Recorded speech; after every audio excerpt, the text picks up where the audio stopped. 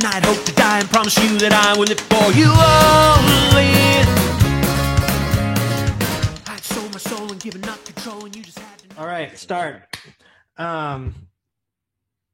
Yeah, I don't know if I'm gonna introduce this or anything. Seth made a nice little intro. How are you doing today? Oh, good. Yeah. Yeah, Cool. it's nice. It's like starting to be springtime. Is it Like warm? it was still freezing in the morning, but middle of the day Right. right now it's like sunny and kind of warm outside. I mean, it's warm compared to what it's been. I don't know what the actual temperature is. Maybe it's like 45 or something, but How long have you compared to been? what it's been, How long have you lived in Boise? 13 and a half years now. Jeez. How often does 10-foot pole play Boise? Uh, Like never? I think 4 times in my life, maybe, Wow, only that four the whole times? band has played. Right, right. Um, yeah, I mean, at least four, maybe, yeah, two within the last few years. Okay. Yeah, maybe five.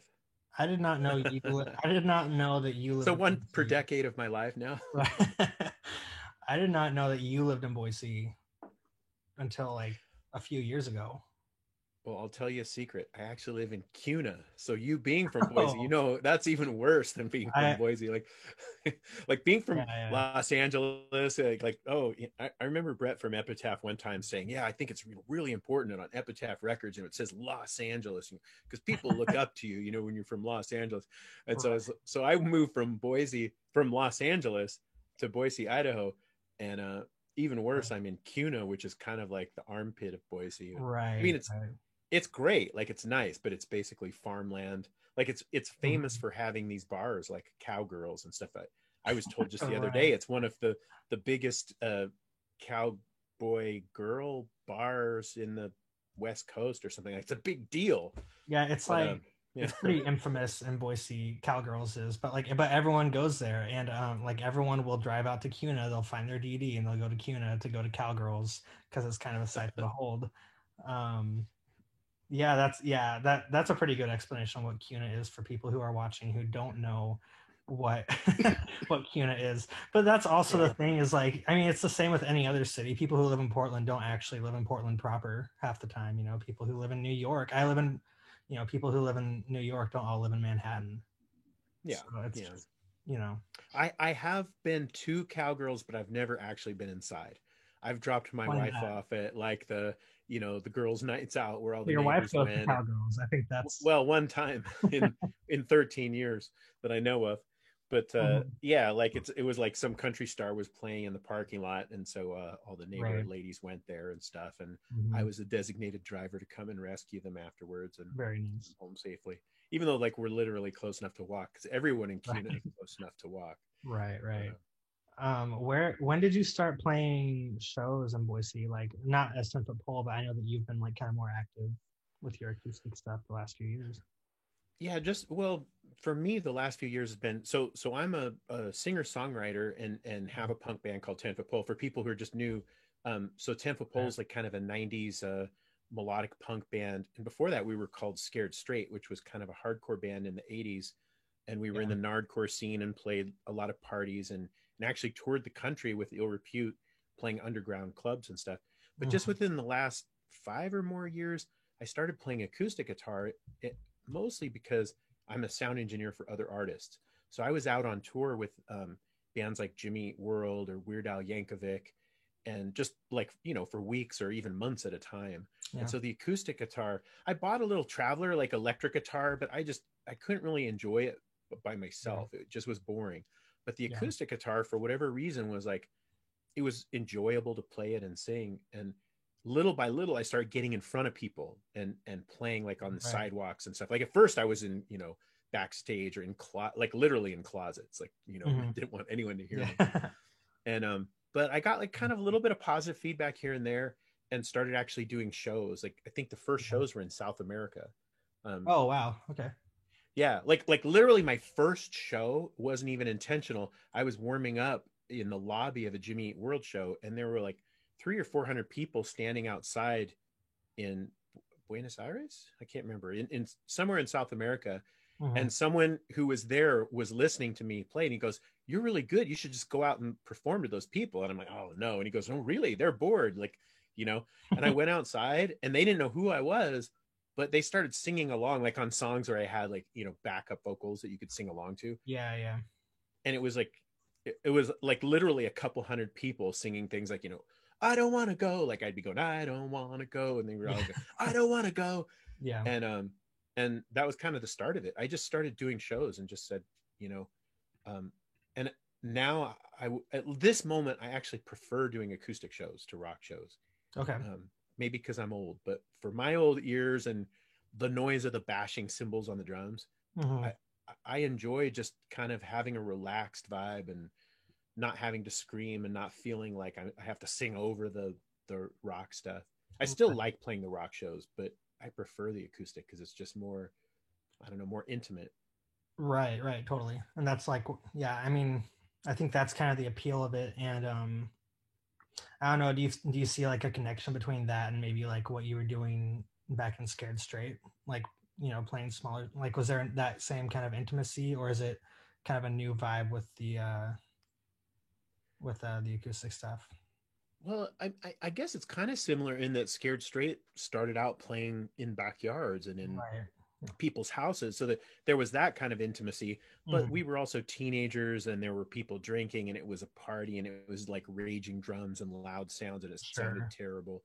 sure. Whereas my idea of a good show now is when it's really quiet so that I could sing or play super quiet or get into screaming, but the dynamics of that and being Hmm. able to talk to people and being able to hear Yeah. the nuances, to me that's really cool.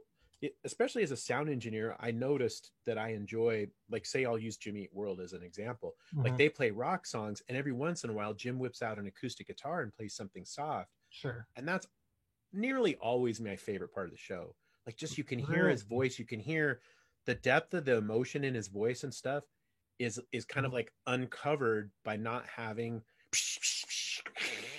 going on in the background. Mhm. Like, I mean, I try to get his voice out no matter what, but especially when Right. it's just the acoustic guitar and the vocal, there's Mhm. just something that's more like you. I feel like kind of directly connected with people, and Right.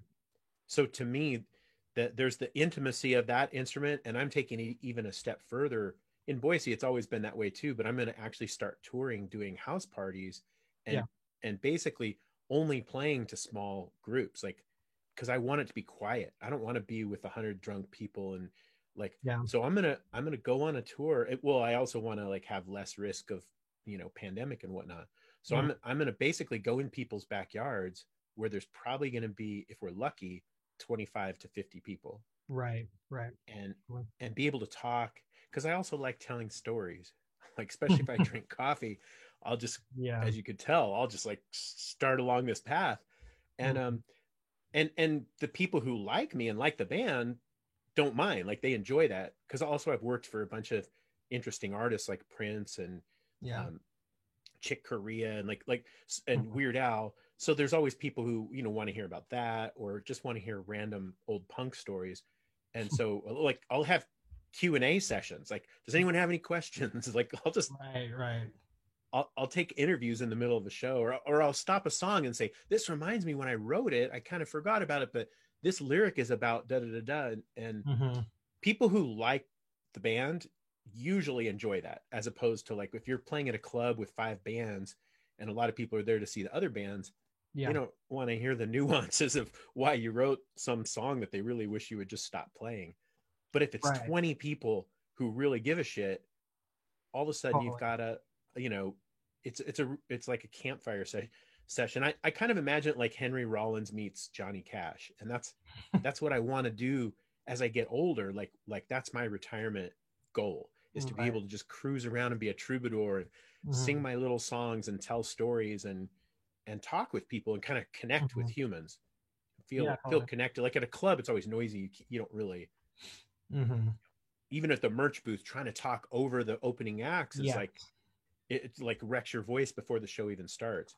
So Yeah. I'm gonna basically do tours where people sign up to host a party, and I basically just go from party to party and and play my little songs and talk to Yeah. people and sell a few t-shirts.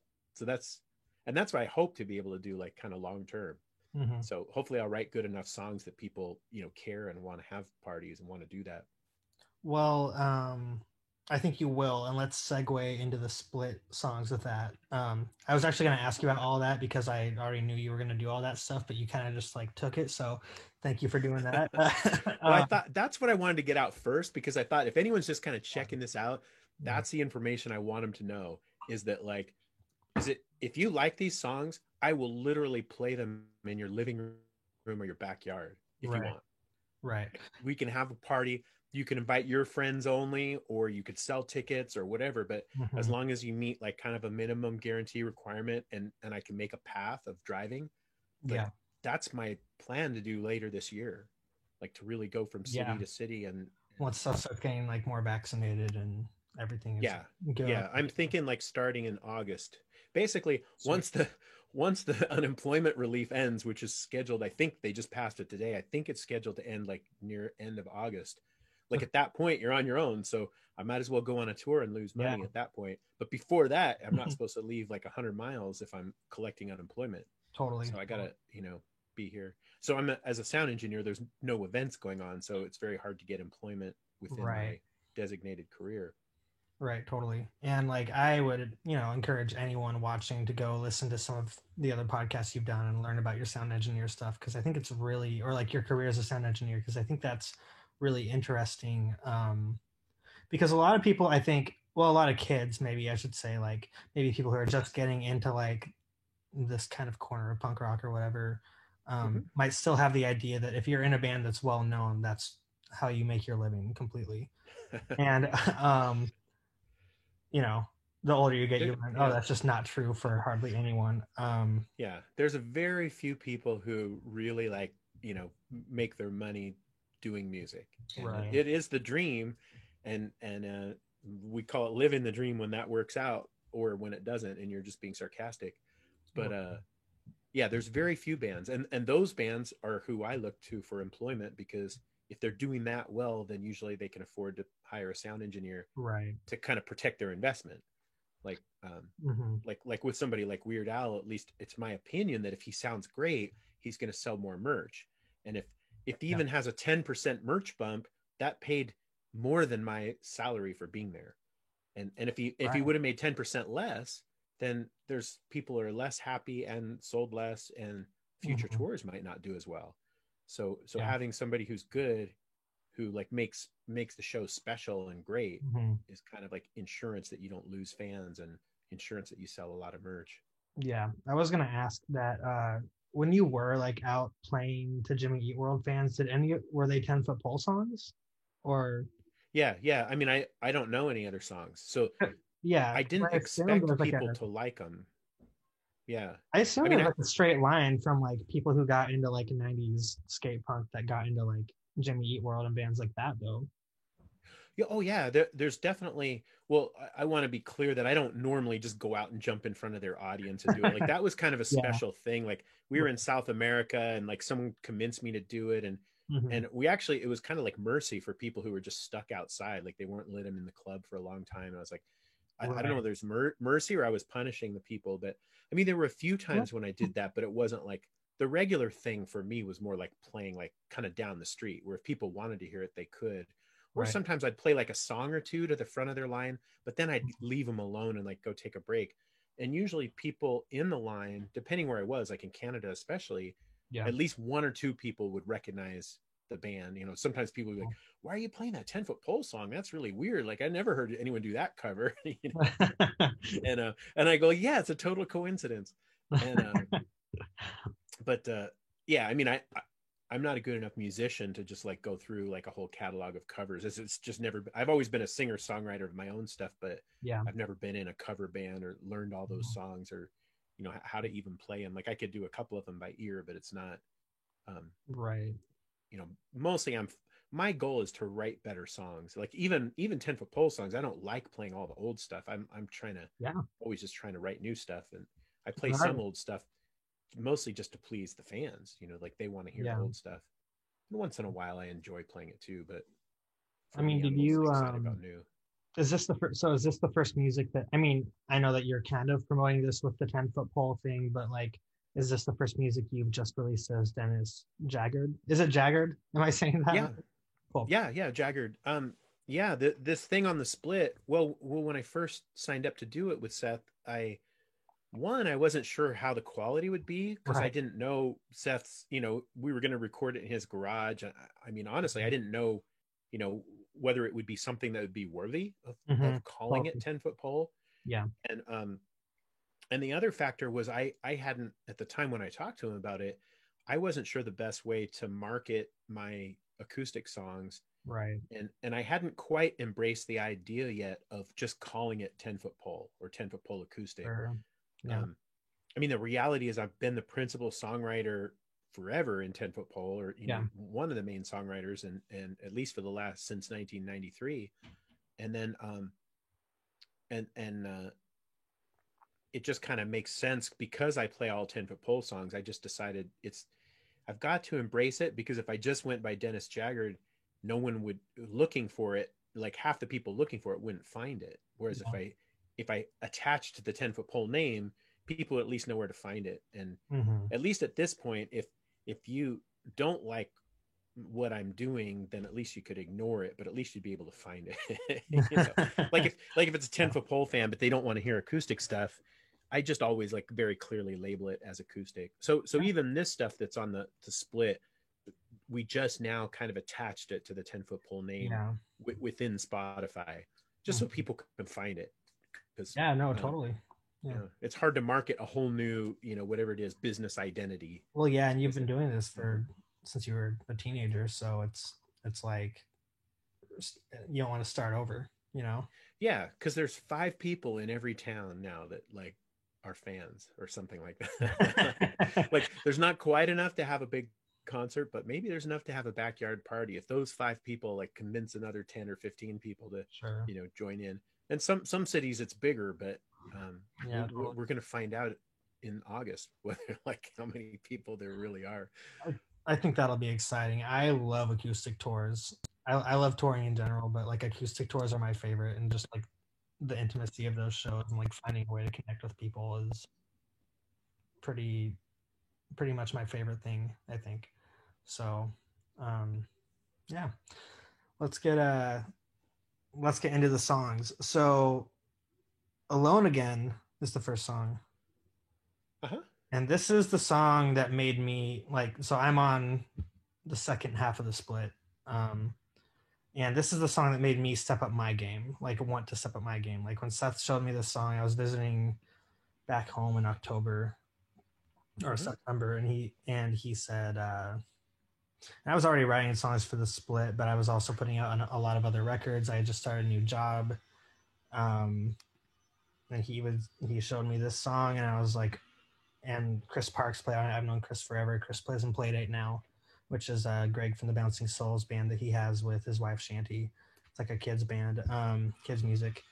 But they showed me this song, and I was like, oh man, like okay, so I need to like write better songs, essentially. So nice. Let's talk about it. Yeah. I don't know what to say. So my goal with songwriting is generally like to just write a bunch of songs and then put the best ones on the 10-foot pole records. And by opening it up to this acoustic thing, it also kind of opened this other avenue where maybe a song wouldn't be on a 10-foot pole record, but it might end up on an acoustic record, or I don't know. But yeah, my approach to songwriting is kind of write the best thing you can from some idea like pops into your head, and then I just try to just play it out, like whatever the best thing is that can be, what's the best I can make this song within a short amount of time, and then it's either good or not. And then if it's not good, you don't want to polish a turd and like play that over and over again. And if it is good, then it's like, okay, now let's work on it and really like change things or whatever. And that was one of those songs where I wasn't totally sure. Like I think that song was written to be on Escalating Quickly, but I think really Ryan Green wasn't that excited about it. I can't remember whether it was really. I think that was going to be on Escalating Quickly, and it was. Oh yeah. Actually, what happened? I mean, this is even longer story, if you don't mind spending more time. Go for it. No, Um, go for it. Jordan, the drummer of Strung Out, Jordan Burns. was the drummer, the ex-drummer of Strung Out, Mhm. was kicked out of the band, and he was looking for work, but we had already recorded the drums on Escalating Quickly. But we thought, it'd be really cool to have Jordan come in, because there was some weird bad blood in the 90s and stuff, but it was not on my end. It wasn't on my end, but between me and him, there was an issue. Well, he didn't like getting kicked out of the band, and he thought it was my fault, even though I was really the messenger. So was he in 10-Foot Pole at one point? I should know. Jordan was the drummer of Jordan was the last drummer of Scared Straight. So when we changed the name to 10-Foot Pole, he was never in quote 10-Foot Pole, but he was in Scared Straight when it. So he was the drummer on the Swill record, which was the first album that became 10-Foot Pole. Mm-hmm. The one that did Fat put that out? No, we put it out ourselves. We asked Fat to put it out, and Mike said, there's like 4 or 5 really good songs on here that I'd put out, but the album's not good enough. And then Brett called us up a few months later and was like, hey, let's put that out on Epitaph. And by then we had already agreed with Mike, even though we didn't at first. We were kind of hurt, but eventually we were like, yeah, you know what, Mike's right. And so we asked Brett, hey, could we just write a new record? And that record became Rev. So Swill we put out on our own, but it was always just this underground thing we had done. We even scratched out the name Scared Straight on the first few thousand of them and wrote 10-Foot Pole over it. But anyhow, so long story short, Jordan was the drummer on that. And the other guys in the band wanted to kick him out. And I basically was like, I was the one who gave him the ultimatum, like, Jordan, you got to practice or you're going to get kicked out. And then he didn't. He argued like, well, Eric Sandin doesn't practice. Like, I don't need to practice. I was like, well, Scott really wants you to practice. And he's like, well, whatever. And so months later, I finally made the call and said, okay, we're going to get a new drummer. Right. So anyway, he really hated me, and he crank called me a bunch of times in the middle of the night and other childish stuff. So the point being that a couple years ago, when we were making Escalating Quickly, Jordan was calling me looking for work, like wanting to play drums. And I was like, well, I don't think I'm ever going to feel comfortable enough to be in a band with you again. Like, our personalities didn't mesh that well, but it would be really cool as just like a cool way of like, showing people that things are cool and we can be nice to each other and whatever. And plus it'd be good for marketing. There's a lot of Strung Out fans that would pay attention to it. So I was trying to write a song that Jordan could play drums on. And that was one of the songs that I brought in. But I think Ryan thought it wasn't good enough, and so we just ended up not doing it. Like we ended up not using it. Interesting. But I think that's where that song came from. So I was trying to write like a really aggressive song, like da da da da da da da da, and I thought that would be like a lot of drum solo stuff, because Jordan loves the flashy stuff. So like when I like stopped playing the guitar, he'd be going. Even when I was in Scared Straight, like when Jordan would start playing tom fills, I'd be like, yeah, like bombastic, like go nuts, because I was always trying to milk it, like trying to like really like get him to just like cut loose and do crazy stupid stuff. And it's kind of what I like that for in general, I think. Well, especially in the late 80s and stuff, like bombastic was what we were going for, and it was boring if people just played simple stuff. Like, I didn't want him to be Ringo Starr. I wanted him to be flashy. I can't even think of a good drummer to call. I'm not a good enough drum band to know. But like someone who just plays like all kinds of crazy fills and stuff. And so like Jordan, like I actually really always liked Jordan's drumming. Like, I liked his showboat factor. But where his weakness used to be, and when we wanted him to practice, was in tempos. His tempos would shift all the time. Interesting. Okay, yeah. And me as a guitarist, I would just go like, "Oh, look, he's speeding up. I'll speed up. I don't care." But Scott had been a drummer, so Scott, our old singer, it drove him nuts when Jordan's tempos would shift, and so he was the one who was really upset, even though I was the one who got all the crank calls. Anyway. So long story short, I don't really remember much about that song other than it's kind of like, about feeling isolated and being left behind and, being surprised to be, what's that? Like, I never thought I'd, be alone again. And I think, is it like, especially this year in the pandemic, that seems like, I'm in what's that? Punk Rock Dads. There's a Punk Rock Dads group. And it's like almost every other day there's somebody that's like, my wife just left me, and da da da Oh da. And it's no. like, Yeah, yeah. so I figure in all these, like, sad songs are gonna find somebody who can relate. Hmm. So But it's yeah, more. the pandemic's been just brutal for families and marriages and stuff. It's just Oh yeah, harsh. yeah, totally. So it wasn't like specifically about a breakup or anything like that. It was just kind of about any kind of general isolation or abandonment kind of a thing. Yeah, I mean, like those kind of things, I don't want to get into my personal life Okay. Yeah, I'm because sorry. it's my Yeah, personal of life. course. It's Yeah, bad enough that my family has to put up with living with a songwriter, but I just like to keep what's it called, plausible deniability. I yeah, like to keep a reasonable, like, barrier there between fact and fiction, so where sure. you never know, like, is he saying something about his current spouse or an old girlfriend, or just something he made up. Yeah, So yeah. if I have plausible deniability, it's a lot better to be like, Mhm. this song is about my second child when he did it, like. No, and we can edit anything out as well. So like if anything is, you No know, worries. I mean, in general, I try to be open, but some of that stuff, just to protect the people in my life, I had to put a no little worries. barrier up. That's why I asked earlier if there's anything you Now, want to if talk people about. pay to have me host, if people pay to host a acoustic show and bring me out to the house when we're not in a public forum, I might be more Right. likely to spill more beans. But this is a free publicity stunt, so I Yeah. can't afford to get Yeah. a divorce over this. Yeah, totally. Okay, cool. It's Well, really expensive. I hear that. It's something I'm lucky enough to not have been through yet. Um, all right, California feels like home. Um, kind of figured we'd talk about nerdcore stuff here. So you grew up in California. You're in Idaho now. You did your wife has family in Idaho, right? Yeah, my wife's from here. Okay. We met when 10 Foot Pole was on a tour with Guttermouth, and Okay.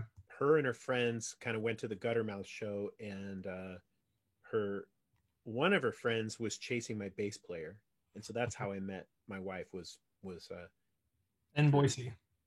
in Boise, yeah. Wow. And Okay. I kind of, I saw her, and I just like knew right away that I really liked her and was interested in her, and Hmm. it took off from there. But Cool. we lived in California together for uh, I guess 10 years. Hmm. Yeah, yeah, we lived in California together for about 10 years, and her parents' health was a little dodgy, and I tour a lot as a sound engineer and Sure. as a musician, so it just made sense to come here. And Mhm. also the land's a lot cheaper in Boise, so it just made sense to, like, kind of have a, Right. here I could afford a little spot to put the band van. Whereas Southern California, it was pretty rough. Yeah, I imagine. Um, do you mind if I ask you about like I know No, you ask anything. well I'll just I say know no if I don't want to answer. all right, I mean I know you were raised Mormon, so like had you been to Idaho before like before touring and stuff like that? We have like a pretty No, okay, no, cool. I hadn't. I'm sure you've been to Utah before and like Yeah, well, my mom was from Utah, so I grew up going to oh, southern Utah quite regularly right, as a to visit family, sure. and so I had been to kind of small town Utah. My mom was from a little town that had like 200 people, Hmm. and Yeah. and so that was interesting, and that, so I was used to Yeah. that. And yeah, I grew up in that culture, so I was used to the culture. And so moving to Boise, especially where I did, like Mhm. when we moved here, I had one 4-year old and one child that was under a year. Right.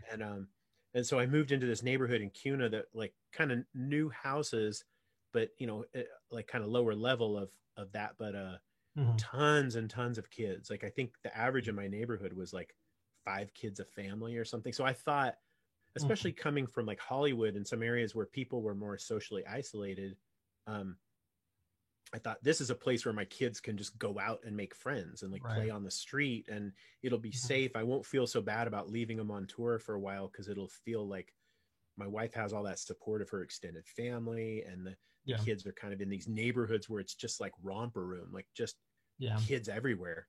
And it's because I grew up in the religion, even though I'm not religious. I was kind of aware of the culture Yeah, you know and how to knew. navigate it. Yeah, yeah, Yeah. yeah. So they come out and visit me and try to get me to go back to church. And once in a while, I'd go to church activities or whatnot. But mostly, I had a deal with the missionaries for a while, but I got tired of it. I had a thing where they could come out and play foosball, but they couldn't talk about religion. I was like, you come out and play foosball, but you can't talk about religion. Right. And but the reason that failed was actually that they had so much turnover. Like just when I get people good at playing foosball and like getting the rules, that they'd be out and there'd be somebody new coming in and stuff. So Like out of so their mission or out of the church? what I don't know, but I think they just had a lot of turnover. Yeah. I think Kuna, Idaho is probably not a terribly exciting place to be, and No. so Yeah. they want to rotate them fast. I mean, I don't know. My guess, you got 19-year-old kids with raging hormones and nothing going on. Like you don't want to leave Yeah. them in one spot too long. They're gonna they're gonna misbehave essentially. And by switching them out, maybe it Mhm. keeps them more interested in what they're doing. Right. I don't know honestly, but Well, there was a lot of turnover. Like I, like 3 or 4 weeks sometimes. All of a sudden, boom! It's a new oh, guy. really? Yeah, Yeah. I think that they switch around every 6 months or something like that. I don't know. A lot of people on our label are from Utah and are either ex-Mormon or like currently Mormon. And then we have a lot of like inactive Mormon kids. Uh-huh. So I've gotten to know that culture pretty well. Okay, yeah, but that's interesting. So you lived in California till so this song is pretty straightforward. Like California's your home. Oh, California feels like home. Yeah.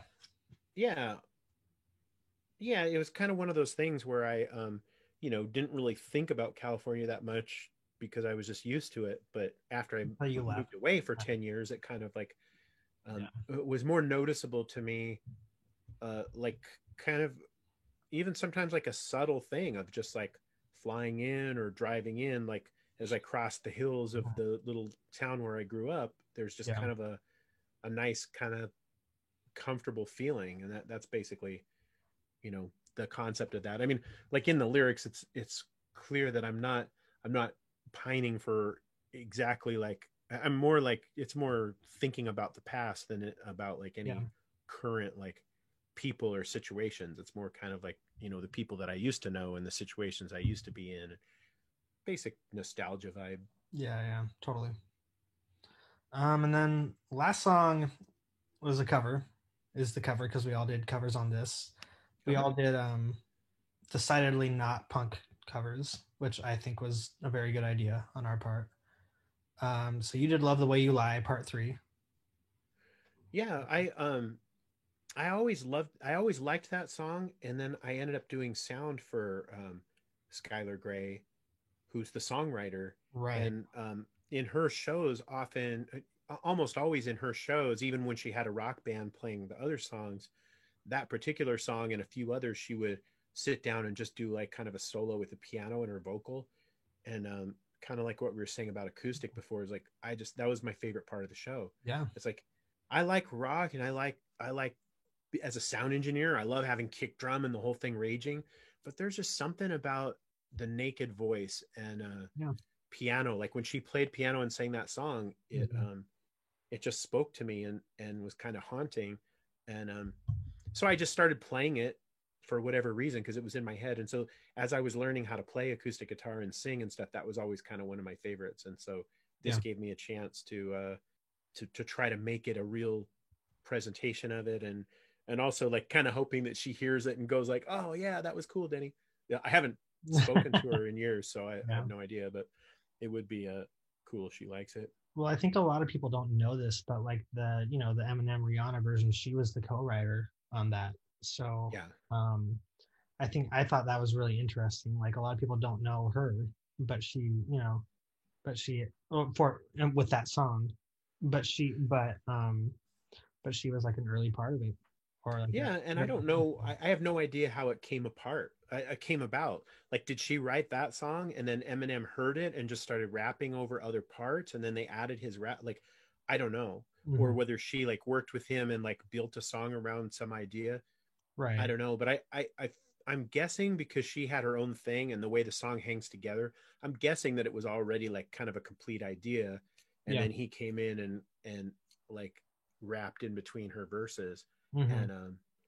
and so I can do without the rapping part. I don't really care about that. I just think it's a like a beautiful, like the part she wrote was great. Yeah, totally. Was there anything like lyrically that appealed to you with that song specifically, or was it just I was don't know. I'm guessing it had more to do with the melody, but you know, there's something about singing other people's songs where sometimes it feels like, oh, I want to sing it for myself because it's from the heart. But then sometimes when other people write a lyric, I kind of give them more credit. You know, you're your own worst critic. So when it's my lyric, sometimes I'm embarrassed about things a little bit. yeah, Whereas like with her thing, I could just really embrace it and just sing it yeah, and have no doubts. Like I just love this song and I'm proud to sing it. You know, and so totally. I don't know, like it just spoke to me for many reasons, Oh, cool. but I think the melody is probably a big part of it. Great. Um, well, sweet. Thanks for explaining that. Um, I guess like, what do you want to do? Do you plan on doing more Dennis Jaggard stuff after this? Well, that's Is that up in? right now what's on the table that I'm planning to do is a 10-foot pole rock album next. Mhm, um I'm trying to do it myself. So the last 10-foot pole acoustic record was the first record that I mixed and produced myself. mhm. Yeah, I And was going to ask about that too. so I'm a live sound engineer, but and I've with the band I've done demos and stuff over the years, but I've never done like an actual record Right, where right. and my demos sound good, but it's Mhm. different to have like, oh, that's good, that's a great sounding demo. But Yeah. when you're trying to make a real album, it's like now you're into a whole different league of trying to make it sound like amazing. Mhm. So I'm feeling a little pressure about that, and also because the pandemic not being like with the drummer, like my drummer's in Quebec, Right, right, and right. so um, trying to put this together, the acoustic album came out great, I think. Like I was really proud of it, Yeah. but I've been kind of procrastinating a little bit on the rock album. But Mhm. that's kind of on my plate. Like I really want to do it, and if it sucks, like if I can't make it great, then I'll hand it to someone else to mix. Sure. And then I want to make an acoustic record with a lot of these same new songs. So I'm going to make an acoustic record with um, these new songs that are going to be on the rock record, not all of them, Mhm. but quite a few of them, and Yeah. then a few old ones just to try to keep the old fans interested. Yeah. And then as I mentioned, like late summer, I'm planning on trying this acoustic tour. um, we had a bunch of Europe festival dates planned for the summer that just got basically pushed off. Yeah, yeah. But so I think what's going to happen is we're looking at doing a Europe tour in December. But in Cool. order to even tour the band, I got to rehearse. So I'm thinking of rehearsing in Quebec. Mhm. So the plan is do acoustic shows across North America to get to Quebec, rehearse with the rock band, and Mhm. play some shows around there, and be so basically get ready for Europe, and then probably work my way home with the acoustic gigs if I can. Like I'm basically going to tell everyone, which I'm telling right now, hey everyone, I'm doing an acoustic tour. If you want me to Right. play in your backyard, please reach out, Mhm. and we get it, get into the details about it, and then once I get a lot of responses for that, then I'll figure out the routing and the exact dates and stuff, because it all kind of Mhm. depends. Like if I can avoid long drives, which is the part about touring that I hate, if Yes. I can just you know make it short drives, then it's like Yeah. I could live that life. That's a um, sustainable pattern of living, that because That's a lot of the typically rock very band hard to touring, do from what that's it, typically really hard to do from where you live right now too. So yeah, like with yeah, backyard shows, I assume that there's going to be more like maybe more stops in between in like smaller towns or whatever. yeah. But that's the thing, is like literally the target's like 25 people.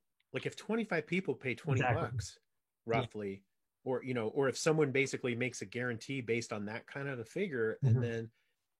then they could just be the generous host. I don't care. Yeah. Like Totally. let them decide. Do you want to sell tickets? Do you want strangers in your house? Do you want Mhm. just family and friends? Do you want it to be like literally 5 people? I don't care, as long as you pay the guarantee.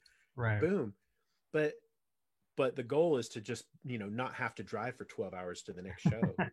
And Yeah, totally. and so in a big city, maybe there's 10 shows. I don't know. Like in a city like Yeah. Quebec, because well, I mean, you're in New York. Like if we had a show at your house, could probably play another show 2 streets over, Yes. and no one that's in your friends group would even know any of the people in Mhm. that, Yeah. because the neighborhood.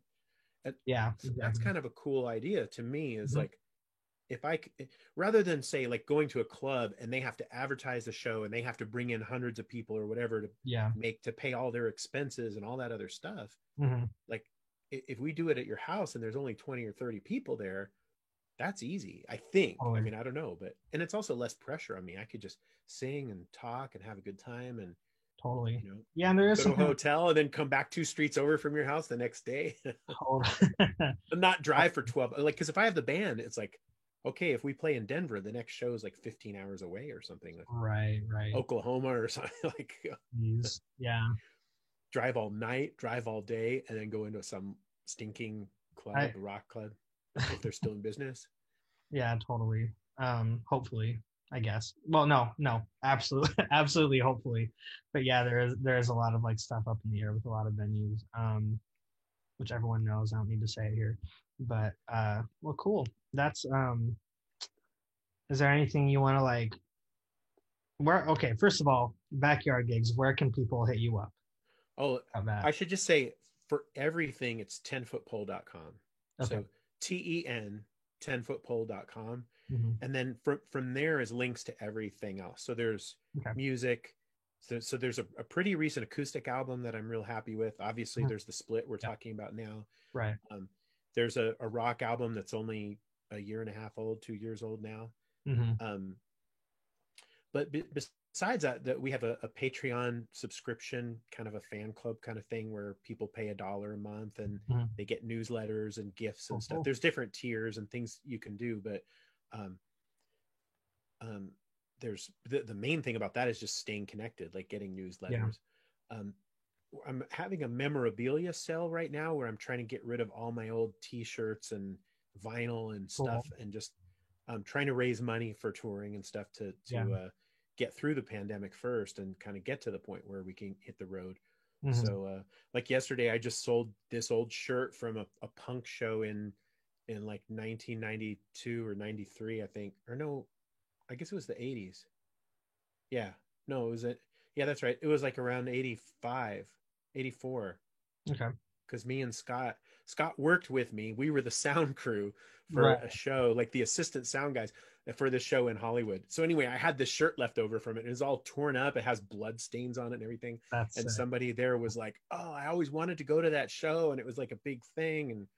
And so yeah, so that's kind of a fundraiser for. Yeah. But all that stuff is at 10footpole.com.